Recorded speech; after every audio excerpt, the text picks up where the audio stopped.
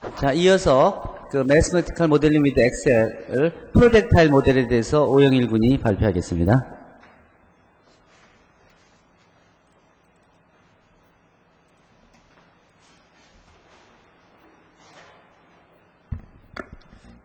예전 수업 시간에 김덕선 박사님께서 알려주신 그 군사에서 쓰이는 그 각도를 얼마나 나눠야 될까에서 시작을 하게 되었습니다. 그래서 비행물체 유격을 위한 수학적 모델링이라는 약간 거창한 제목을 달았는데요. 처음에는 그냥 좀 어떻게 해야 될지 확실히 틀을 잡지 못해서 좀 버벅였는데, 일단 엑셀을 먼저 보는 게 좋을 것 같습니다.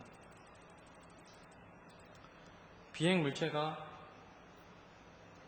상공에 나타났다고 가정을 했을 때 이거는 하늘에서 XY 평면으로 프로젝션한 그 2차원 그래프고, 이거는 거리와 높이를 갖는 그래프입니다. 예를 들어서 X값이 이렇게 변한다고 할 때 이것은 여기과의 거리이기 때문에 이렇게 변하는 걸 알 수 있고, 높이도 이런 식으로 변함을 알 수 있습니다. 3차원 그래프를 엑셀에서 나타내기가 좀 어려워가지고 2차원 그래프 두 개로 나눴습니다. 그래서 일단 이런 기본적인 아이디어를 가지고 이제 격추 모델링을 시작을 했습니다. 처음에 초기 속도가 주어지고 발사 각도가 주어진 비행 물체의 궤도를 그릴 수 있습니다. 그러면 이 궤도가 X가 이렇게 움직일 때 적절한 초기 속도와 적절한 발사 각도로 이거를 격추를 할 수가 있습니다. 그러면 이게 얼마나 걸릴지를 이제 저걸 해봤는데요. 계산을 해서 결국에 얻고자 하는 게 이제 그러면은 예를 들어서 6,400 등분을 해야 될지 아니면은 2만 등분을 해야 될지라는 결과를 얻고 싶었는데, 이 격추 모델링을 완벽히 하는 게 좀 어려워가지고 이제 결과적으로 말씀드리면은 그 답은 얻지 못했습니다. 근데 그 중간 과정만 그냥 간단히 설명을 드리면은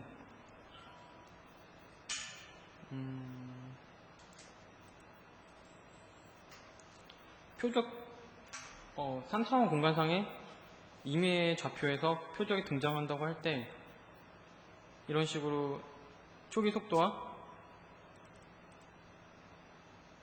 임의로 주어진다면은 이렇게 맞출 수 있는 궤적이 존재하게 됩니다. 그리고 그 각각까지 걸리는 시간을 구할 수 있고, 첫 번째 궤도로는 18초가 걸리고 두 번째 궤도로는 112초가 걸리게 되는데 이런 걸 계산을 했습니다. 그리고 이제 궤도 함수가 그리고 이제 그 김덕선 박사님께서 한 번 더 얘기를 해주는데, 비행 물체가 원점까지 접근을 해갈 때 일단 일정한 궤도로 접근을 한다고 하셔가지고, 일정한 궤도로 접근을 한다고 해서 이런 2차 함수의 궤도로 접근을 한다고 생각하고, 이제 이 비행 물체의 궤도를 모델링 했습니다. 예를 들어서 비행 물체가 이런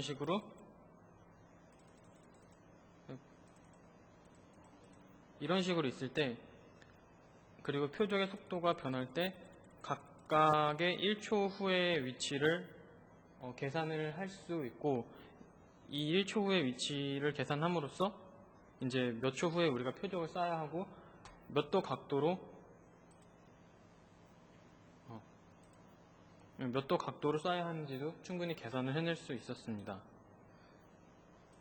그리고 이거는 임의의 세 좌표에서 할 때 임의의 오브젝트가 출현할 때 이제 저걸 궤도를 그려봤는데요. 이런 식으로 각각의 속도가 변할 때 다 이제 각각에 대해서 다 구할 수 있었습니다. 그리고 이제 이 물체가 여러 개 등장할 때 어느 물체부터 격추를 시켜야 할지 넘버링을 해봤는데요. 예를 들어서 이렇게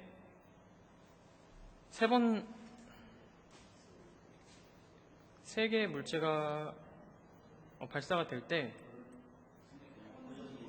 예를 들어서 1번, 2번, 3번의 순서를 써야 할지 이렇게 몇 가지의 조합이 나오게 되는데 그거를 지금 계산을 하다가 여기서 좀 복잡해서 여기서 더 이상 진행을 못했습니다.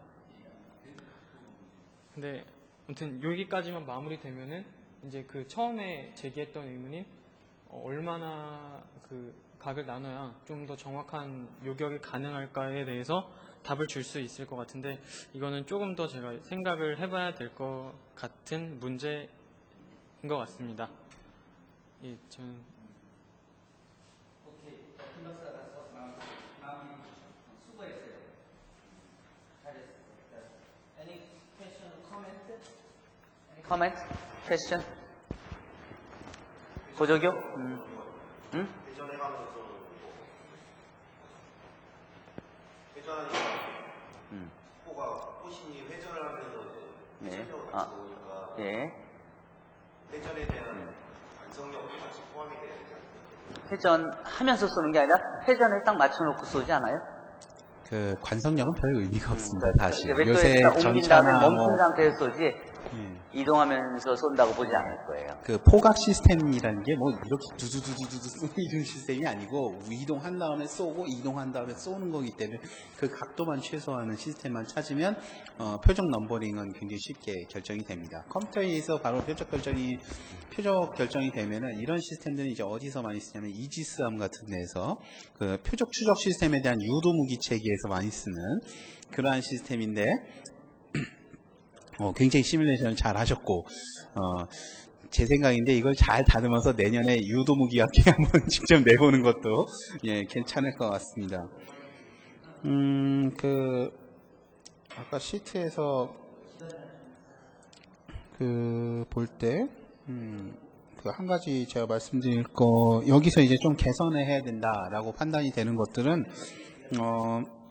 그 표적까지 이제 도달하는 시간이 걸리죠. 그렇죠? 그 물체의 이동에 따라 이제 지금 현재 그 저게 있는데 이왕이면 궤도를 계산을 할 때 그 표적 궤도와 동시에 그 접근하는 물체 궤도 그러니까 다 정해져 있을 경우 그게 이제 그래프로 이제 만나는 형태로 나타납니다. 그렇죠? 예, 우리가 표적을 쏘는 것도 그 그래프로 궤적으로 이렇게 나타나지만 우리가 쏘는 궤적도 예, 그게 지금 표적 궤도죠. 이 파란색에. 예. 이거군요. 예. 예, 이게 만나는 지점이죠. 예. 예, 이런 식의 시뮬레이션이 되면은 굉장히 유용하게 활용을 할 수가 있죠. 그래서 이거의 위치가 이렇게 변할 때 그걸 맞출 수 있는 이것이 여러 개의 물체의 추적을 이렇게 해갖고 만든 거죠, 지금. 예. 굉장히 잘 만드셨고요. 특히 그 각도를 2차원 배경과 그 다음에 3차원 상에서의 이동 경로에 따른 그런 것들에 대한 추적이 굉장히 잘 돼 있다고 판단이 됩니다. 조금만 코멘트를 하자면 여기 이쪽 그 문서를 조금만 더 손을 좀 많이 봐야 되고, 예, 이쪽의 내용을, 그런 내용들을 좀 몇 개 더 추가를 해서 아까 설명했던 거를 너무 그냥 하나로 쭉 서술하지 말고, 그 계열별로 나눠서 1 해갖고 그냥 그 단순한 움직임이 있을 경우 그 다음 2 해갖고 그 다음에 그런 식으로 섹션으로 좀 섹션별로 나눠가지고 기술을 했으면 좀 더 좀 명확하게 기술이 됐을 텐데 그걸 이용해서 이걸 좀 섹션별로 나눠서 끝까지 만들면 아마 제 생각에 이거를 조금만 더 정리하면 내년도 유도무기학회에 직접 저희가 서브밋 해갖고 발표도 할 수 있을 정도로 예, 잘 만든 그런 내용입니다. 제가 전에 리바이즈 했을 때도 제가 몇 가지 코멘트를 해드렸는데 그걸 서론과 결론 부분을 나눠서 그렇게 섹션별로 정리하는 작업만 마무리를 지으시면 될 것 같습니다. 그래, 그러면 김 박사가 이어서 어쨌든 이번에 나온 것 중에 몇 가지는 손을 보면은 퍼블리셔블한 결과로까지 만들 수 있을 테니까 그렇게 그렇게 알고 다음 단계 진행하도록 합시다. 야, 수고했어요.